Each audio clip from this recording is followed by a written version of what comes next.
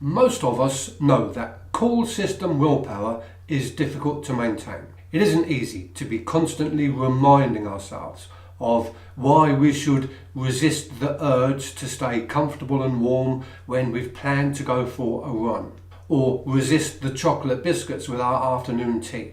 We can set our minds to it for a while. Days, weeks, and sometimes even months can pass, while on the whole we're able to keep the goal in mind. But it's like we run out of steam at some point. And when this happens, we return to our default setting lifestyle that felt so comfortable before. Well, in actual fact, running out of steam is just what does happen. Psychologists now recognise that excessive call system thinking leads to a kind of psychological tiredness called ego depletion.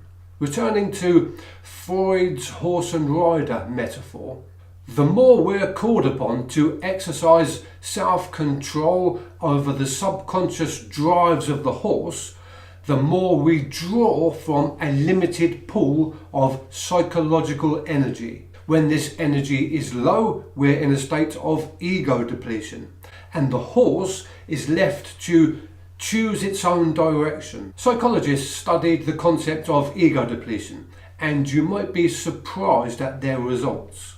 They were interested in the decision-making processes of judges on a parole board, where only a yes, you're granted release on parole, or no, you're staying in prison can be made.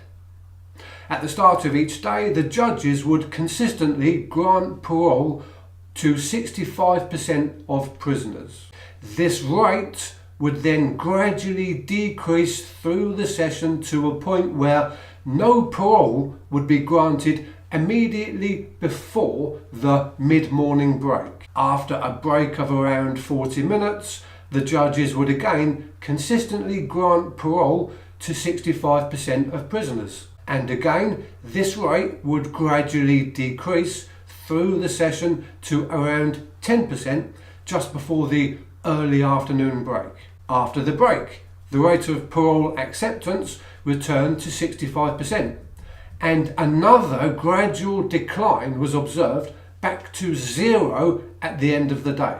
Now, the judges will tell you that every decision was made with call system thinking. They were convinced that they gave careful consideration to factors such as length of sentence, good behaviour, and availability of rehabilitation on the outside.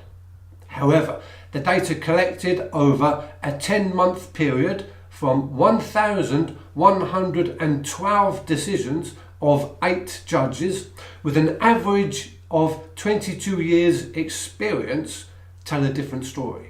What happened was that the judges were only able to use their reflective call system thinking for short periods at the beginning of each session, and very quickly they became ego depleted from their efforts.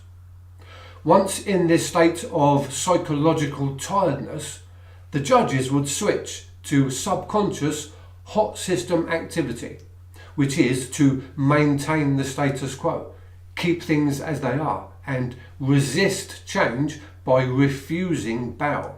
Just as the brain's instinctive response to negative language is to activate the amygdala, which orchestrates the stress response and ensures that we resist the good advice of a well-meaning friend, the brains of these judges became change resistant.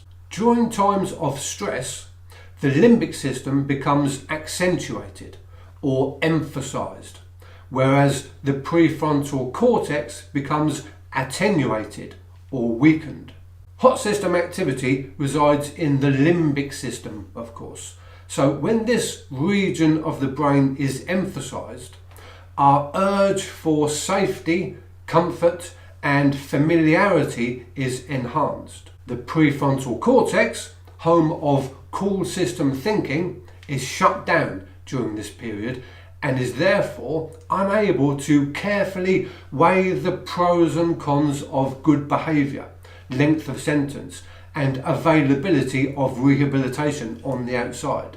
In the legal world, there is something known as legal formalism, which holds that judges apply legal reasoning to the facts of a case in a deliberative manner. There's also something called legal realism, which argues that these decisions can't be explained simply by the rational application of considered thinking. This is characterised in the saying that justice is what the judge ate for breakfast. And it seems there's some truth in this.